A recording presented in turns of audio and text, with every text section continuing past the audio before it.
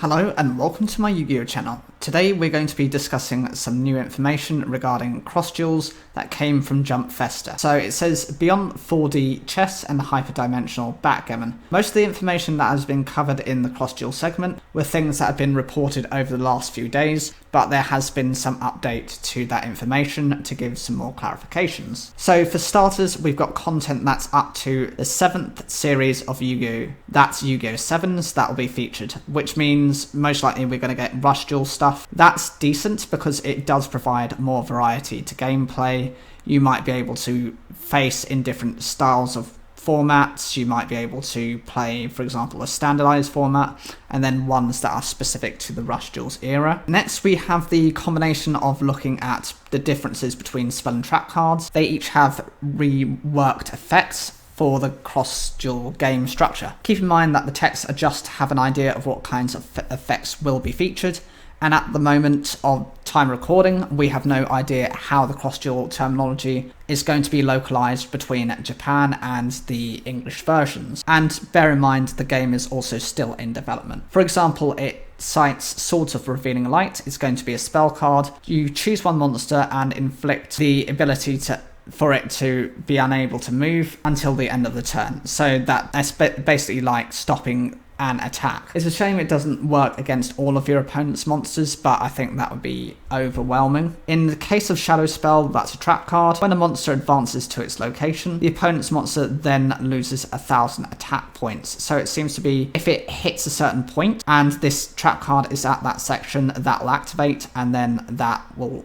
have that monster lose 1,000 attack points, making it more susceptible to being destroyed in battle. In terms of the various valuable prize cards, those are going to be in the middle of the field. They didn't have a picture of it, but it has been mentioned that these will include cards such as Monster Reborn, and Mirror Force can be obtained, so you can get some of the strongest cards. As for some of the cards that were featured within the duel gameplay itself, these include Assault on GHQ. It's a trap card. With the effect at the start of the battle phase, you can grant 1 speed up to all your monsters until the end of the turn. I'm not quite sure what that actually means. Perhaps it enables them to get some sort of additional advantage to overwhelm your opponent. Michizuri is when destroyed in battle. If one of your monsters is destroyed in battle, inflict through the form of crumbling to the opponent's monster that battled. This means I'm guessing it's going to also destroy that monster by its own effect, perhaps, or at least weaken it. We've got Stop Defense, which is a spell card to choose one defense position monster and change it to attack position. No changes there really, it's the same effect as normal, preventing your opponent from, say, protecting their field by changing something like a Giant Soldier of Stone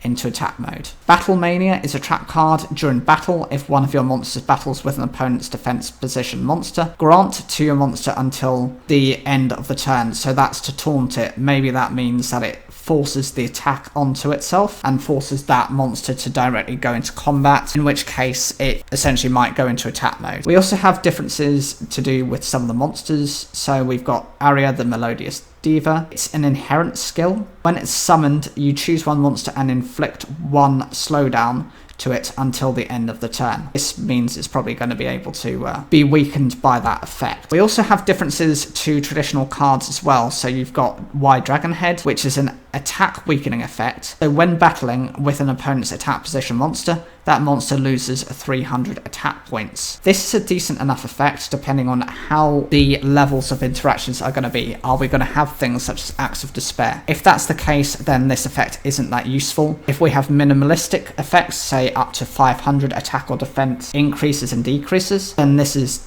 not half bad. Zed Metal Tank is a unity. When another of your monsters is summoned, this card gains 200 attack points. So it works well in combination with other monsters, and it's not specific monsters. It doesn't have to be anything throughout the XYZ series of monsters. It just needs to be another version of a monster. X-Head Cannon, it's got a sniping effect. When summoned, inflict 200 damage to the opponent directly in front. I'm guessing that sniping is coming to like burn learn terminology, in which case it's fine. It has 1,800 attack points, so it should last a little bit on the field. And I know it's only when it's summoned, but if you can pair multiples of these, this might be enough to defeat your opponent. Of course, it does only affect the opponent that's directly posing you, and so it's not like you can face other players and use this effect as well. You are reliant on a very simplistic strategy. Dark Hole is a spell card where you can choose one lane and destroy all monsters in it. As you can see, we've got various paths that you can cross, and I'm guessing if your opponent has multiple monsters on that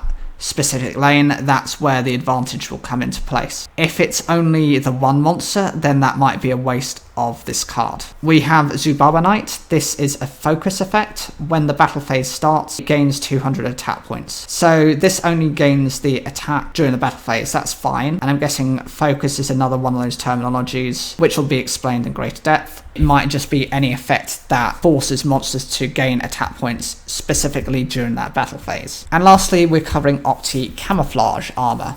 It's a spell card where you can choose one of your level 3 or lower monsters. It loses 500 attack. Also grant it stealth until the end of the turn. I don't know what stealth means. Again, it might be that it can't be destroyed in battle. It might be that it can attack directly for the turn. That's the normal effect of Opti Camouflage Armor, which is quite interesting if we've got these new terms. I will be making a guide of the terminology itself as well at some point once we get more clarifications and once it comes into mainstream gameplay, or even as with new information becomes available. What do you guys think of these various monsters and how the new form of dueling is going to interact? Do you like cross duels? Is this something you're looking forward to, or are you concerned about how you're playing? Whatever you think, please put those in the comments down below, and make sure to watch the next video in the end screen. It really supports my channel. Thank you.